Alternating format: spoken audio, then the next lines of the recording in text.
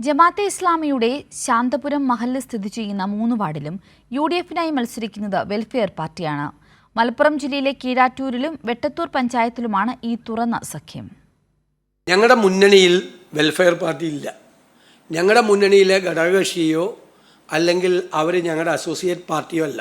നിങ്ങൾക്ക് ദേശാഭിമാനിലോ കേരളയിലോ കൊടുക്കാനുള്ള ഉത്തരം വേണ്ട, അതിന് എന്നോട് ചോദിക്കണ്ട. മലപ്പുറം ജില്ലാ മുസ്ലിം ലീഗ് ജനറൽ സെക്രട്ടറി ഹമീദ് മാസ്റ്ററുടെ നാടുകൂടിയായ കീഴാറ്റൂർ പഞ്ചായത്താണിത്. പ്രതിപക്ഷ നേതാവിൻ്റെ കൂടി അറിവിലേക്കാണ് വെൽഫെയർ പാർട്ടി UDF പിന്തുണയിൽ മത്സരിക്കുന്ന പഞ്ചായത്താണിത്. പ്രതിപക്ഷ നേതാവ് നിഷേധിച്ചാലും ഈ സഖ്യം പുതിയതല്ല.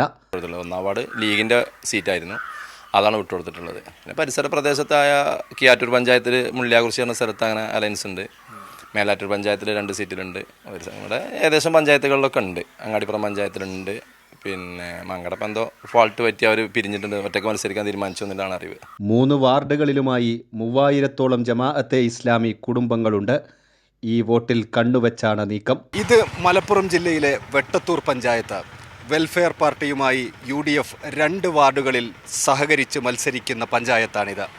അവസാനത്തെ 3 തദ്ദേശ തെരഞ്ഞെടുപ്പുകളിലും ഈ മേഖലയിൽ ഇതേ സഖ്യമായിരുന്നു. തെരഞ്ഞെടുപ്പിൽ അവർ 2 കൂട്ടരുടെയും സ്ഥാനാർത്ഥി എന്ന് പറഞ്ഞ് ബോർഡ് വെച്ച് UDF പിന്തുണയ്ക്കുന്ന വെൽഫെയർ പാർട്ടി സ്ഥാനാർത്ഥി എന്ന് പറഞ്ഞിട്ടാണ് അവർ മത്സരിക്കുന്നത്. ഒരു വേദി പങ്കിടും, എല്ലാ യോഗങ്ങളിലും അവർ ഒന്നിച്ച് പങ്കെടുക്കും. അതിനൊന്നും അവർക്കൊരു മടിയില്ല. അത് വളരെ പരസ്യമായിട്ട് തന്നെ വരുന്ന കാര്യമാണ്, രഹസ്യമായിട്ടൊരു ഇതുവരില്ല.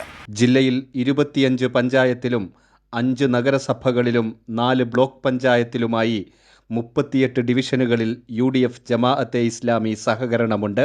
കൈരളി ന്യൂസ്, മലപ്പുറം.